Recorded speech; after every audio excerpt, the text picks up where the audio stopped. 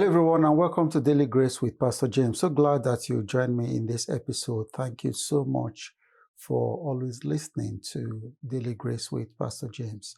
Today, we're going to talk about Jesus' mercy for our failure. Failure is something that most of us run away from. In fact, we are so agitated, we get so worked up when we talk about failure. Now, the point is this: what defines failure in your life? I don't believe that anyone has failed until they have given up. Have you given up? If you have not given up, then you have not failed. Your success is just right by the way. Failure is something that is inevitable. Failure is actually your stepping stone to success. And everyone will fail at some point in time. I have failed severally in my life, but of course, I know that because I did not give up, that is not the end. We are tempted to think that Jesus is quick to condemn us as failures. Jesus is quick to condemn us when we fail, but that is not what the Bible has told us about failure. In the most critical parts of Jesus' ministry, what happened? His right-hand man, the man that is so close to him, the man that he whispers to all the time, the man that knows so much about him, failed him. Peter failed Jesus. And we can learn a lot about the story of Peter and Jesus, especially with Jesus' response to Peter's failure in his life. Jesus, when Peter failed, in other words, Peter actually denied his master. How did Jesus respond? Did Jesus respond the way you and I will respond to other people when they fail? No, Jesus did not do that.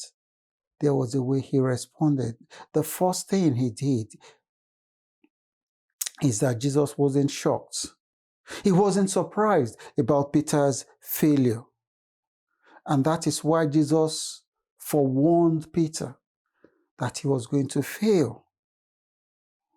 In Luke 22, verse 31, and the Lord said, Simon, Simon, indeed Satan has asked for you that he may sift you as a wheat.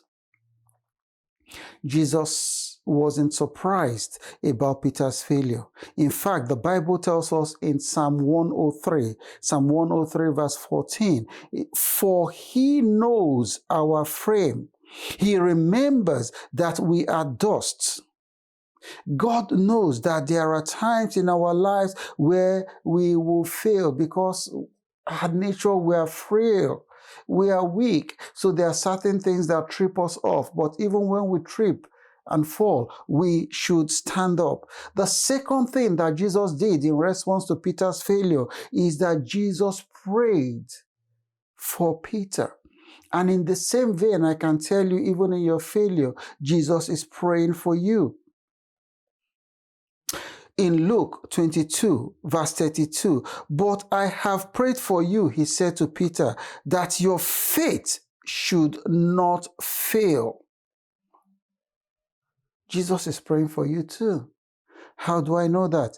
Hebrews 7, verse 25. Hebrews 7, verse 25 tells us, therefore he is also able to save to the uttermost those who come to God through him, since he always lives to make intercession. He makes intercession for you and I. Jesus intercedes. Even where we think that we are falling, he's interceding to actually bring us back. The mercy of the Lord is working even in our failure.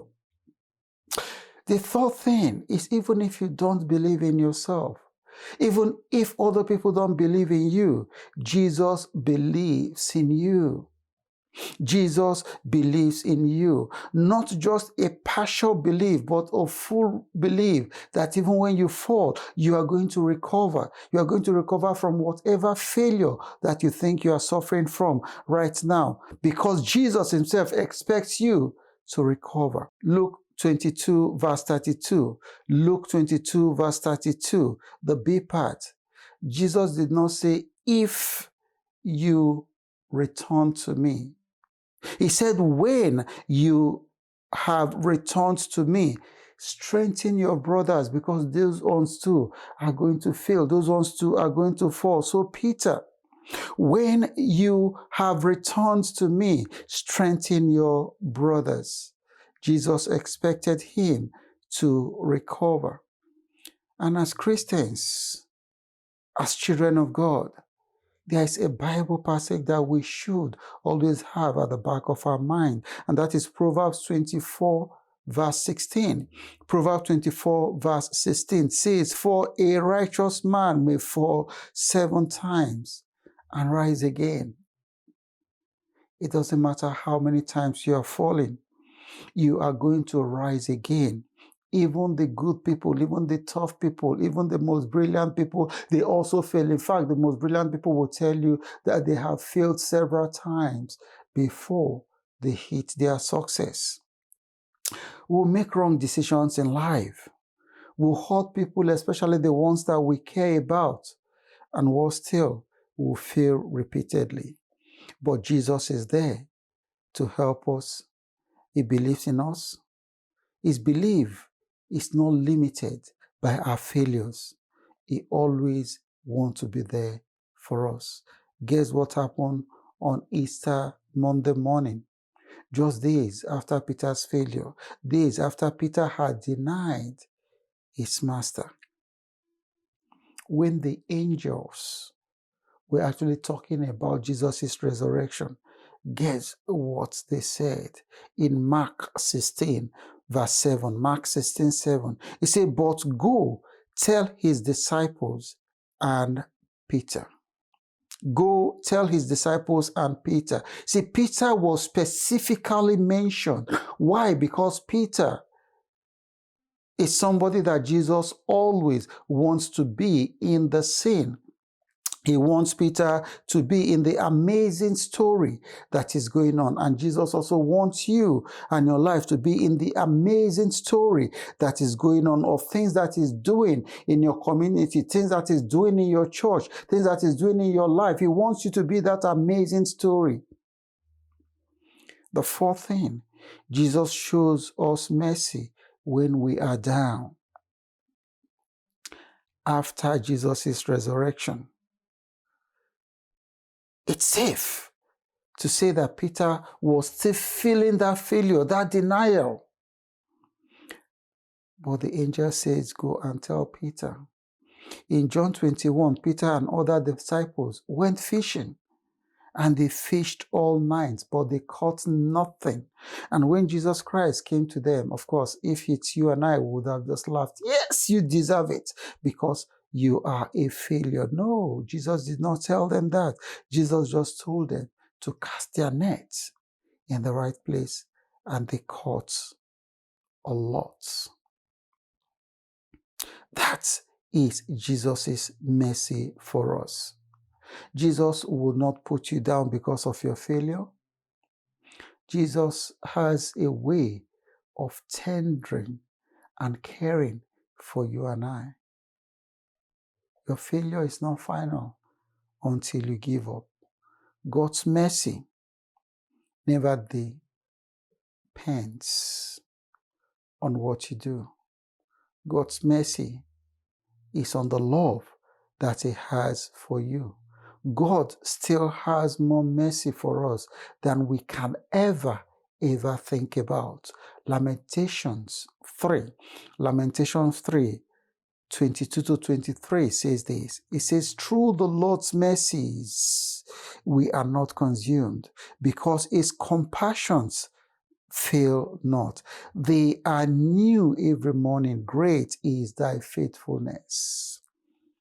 And the fifth thing, God will use our failure to build our lives. God will use our failure to build his church. God will use our failure to build the community. So you just keep doing what you're doing, so long as you're doing the right thing. God's mercy is sufficient for you. Thank you so much for listening to me in this episode. If it has blessed you, please do share it with others so that they can also be blessed. Once again, my name is Pastor James Egodibe.